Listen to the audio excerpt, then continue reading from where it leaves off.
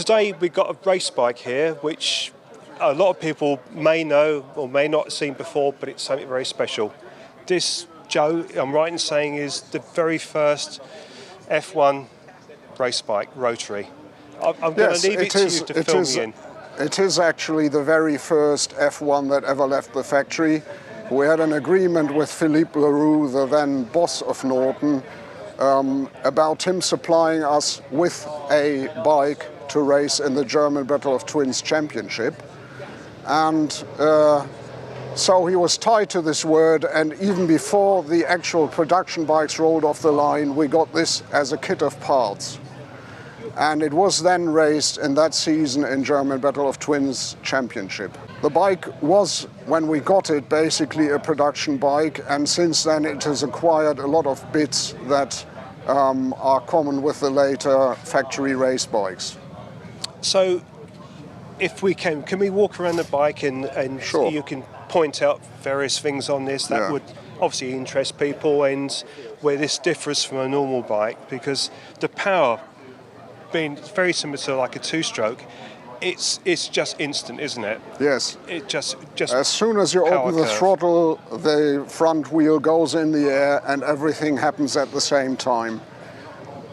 Frankly, this thing is too fast for my abilities. So, do we run a 5-speed or a 6-speed gearbox on here? This now has a 6-speed gearbox of an OW01 Yamaha. In production they had the 5-speed standard Yamaha gearbox, but obviously for racing they put in the racing spec 6-speeder, which has the advantage of a higher first gear. With a road gearbox you can't do very much on the race course with first gear, and partly not even with second gear. So, because I believe it's similar to a two-stroke, but you have no engine braking.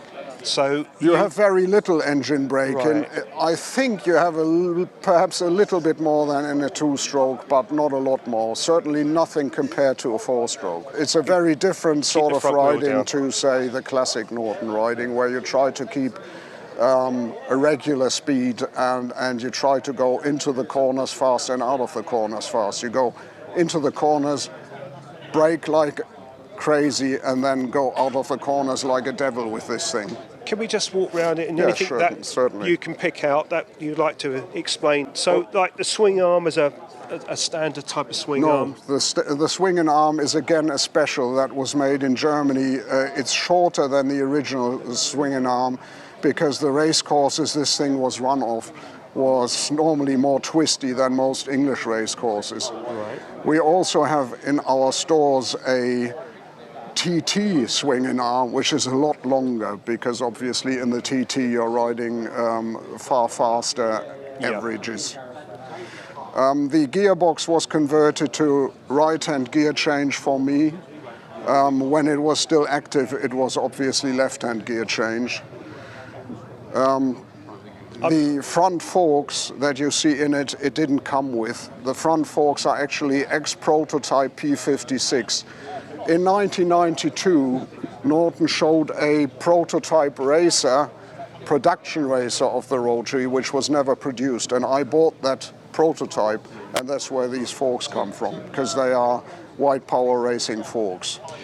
Looking at, we have on the front, we have twin radiators. Twin radiators, which was normal because you wanted to get the heat out of the motorcycle as quickly as possible and keep the heat away from the engine, which is like a glowing it runs heat. really hot, doesn't it? Yeah, it's like a really hot thing. The exhaust temperatures are supposedly above 1000 Celsius. So when you go along on a Rotary at night, especially on the early ones, which had like the exhausts under the engine, you saw a red shine under you at night, because the stainless exhausts were glowing. Just glow. Yeah. Also on the overrun, it would probably spit out flames as well. Yeah. Why has the seat got such venting at the back? Is this something to do with keeping the bike planted or cooling in another way? Well, basically the rider preferred the seat high up, but the seat is basically the racing seat of the racing Rotaries. And the petrol tank is obviously a racing tank.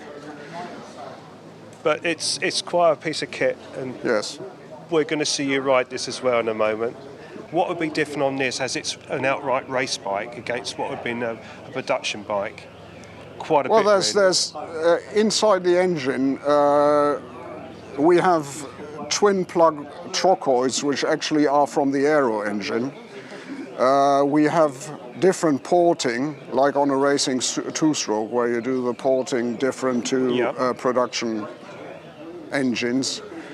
We got high compression rotors in it, and the exhaust is another big difference, because that is the ejector exhaust. So that all together brings a lot more power than you have in the standard production engine. Just going to say to you, I remember when I was quite a lot younger how well this done in the Isle of Man. And people like Trevor Nation, Steve Spray, and there are a few other riders, I believe, but this done so well. And there was various races over here like Mallory Park, and you saw these bikes in JPS colours scratching around the circuit. I mean, it was unreal, really. They're so quick. And it's just that sound, you know, and it's like, yeah, people remember these and they go, yeah, that was People so much always power. remind me when they see the bike, they say, I remember this on a German race course, the sound. They are always talking about the sound. Yeah.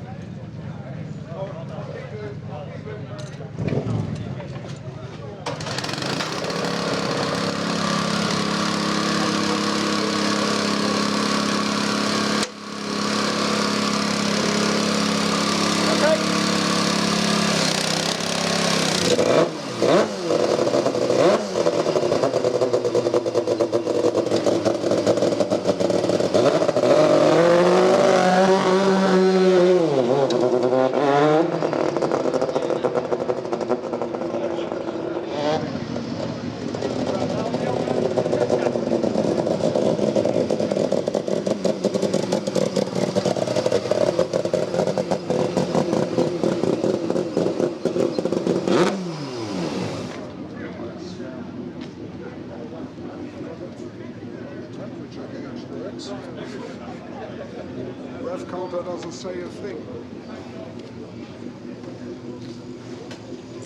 Be fair,